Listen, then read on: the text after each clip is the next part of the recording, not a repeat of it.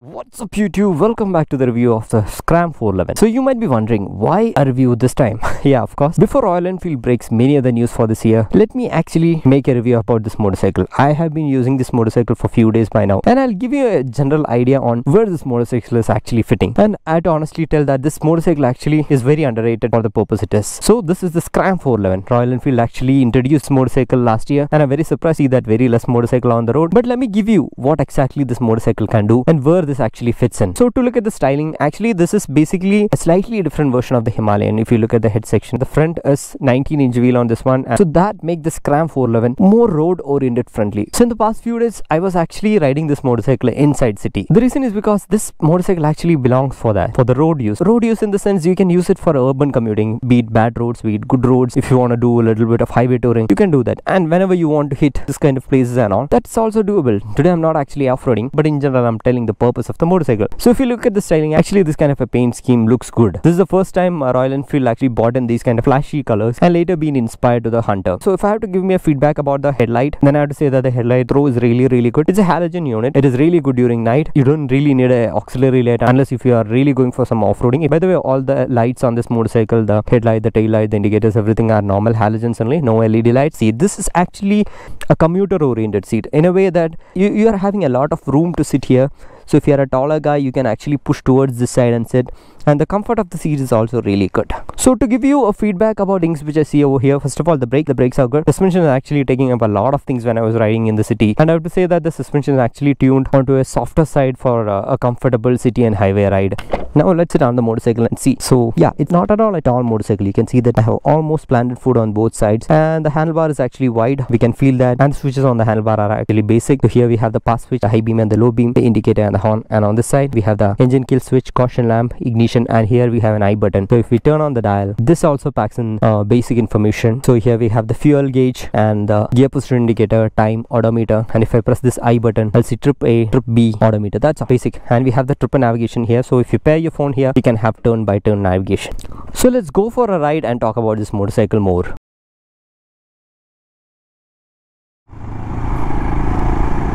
Alright, we are back on road, and today we have a rolling start.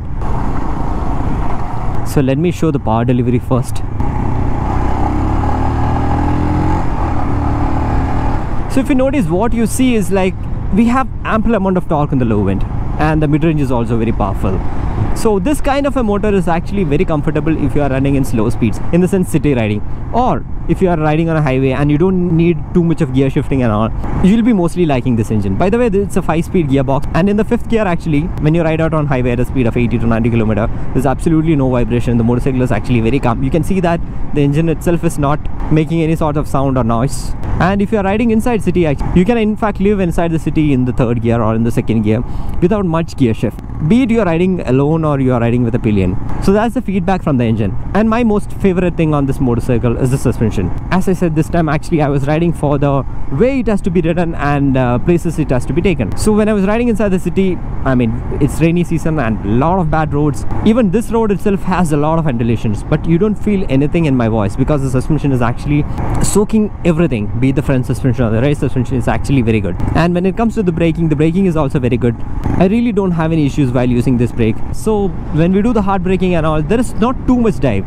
So the problem with some motorcycles are that when they have too softer suspension, when you hard brake, the bike actually goes and dives in too much, which makes the motorcycle unstable.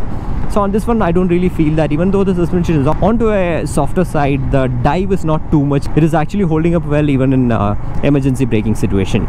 Yes, this comes with a 19-inch wheel, so the advantage is it is actually better flickable, and this motorcycle is actually not too hard to ride inside city. That's the advantage of suspension. Okay, yeah, what I meant by is that once the motorcycle is actually running, you don't have any trouble in riding this motorcycle. Like, it's much easy to ride. But if you are in a parking lot, then you will feel that the motorcycle is a little on the heavier side. And taking U-turns is not at all a big problem because the seat height feels a little lesser. So if you are a tall guy or a short guy, that actually doesn't matter. According to me, that actually doesn't matter, because so consider yourself as a tall guy. You have enough of leg room. The reach towards the handlebar is also good. Only thing is, if you stand on the foot peg, then you will feel that you need a raised handlebar. Otherwise, not a long issue. And if you are a short guy, don't worry about it. Actually, I fall into that category. I don't have any issues riding this motorcycle. And if you are actually 155 centimeter and below that, then I'll say that you might have a little bit of issues in reaching towards the ground. Otherwise, not at all an issue riding this motorcycle. And if you ask me if there are any heating issues, if you ride this motorcycle in bumper to bumper traffic for around 20 minutes and all, you'll face a little bit of heating. It's a 411cc single cylinder motorcycle, so you have to expect a little bit of heating from this. Otherwise, if the motorcycle is actually moving, then you don't have to worry about any heating. And of course, there are no ground clearance issues, because I hope you are seeing what I'm doing, because when it comes to bad roads, this actually soaks up everything. So to talk about the gearbox, I'll say that the gearbox is actually good if you maintain the chain well. The shifts are good, there is no false neutrals, anything like that. But just make sure that your chain is always lubricated and the slack is good. And the clutch feel is actually moderate. The clutch play is not too much. And since the motorcycle is actually torquey, then you don't have to use the clutch a lot. So in that sense, I'll say that the clutch usage is also good. So if you look into the ownership part of this motorcycle actually comes for 2.6 to 2.7 lakhs on road, Bengaluru. And you have to service this motorcycle once in 5,000 kilometers, and it will cost you something like 2,000 to 3,000 rupees. And also the mileage that most of the owners are getting is something like 30 to 35. So if you are riding in these speeds, then you'll definitely get a mileage of 35 km per liter. Or if you are trying to push it hard, then you will probably get a mileage of 30 km per liter. Now let's look into the verdict. So I'll say that this actually makes up to a very good road motorcycle or city riding motorcycle, because I was much comfortable riding inside city. Good suspension, good clearance, easy to use, and actually carefree riding. That's what I mostly like about this motorcycle. And if you're an occasional tourer, then also you can get onto this motorcycle. You can cruise at a speed of around 80 to 90 km per hour.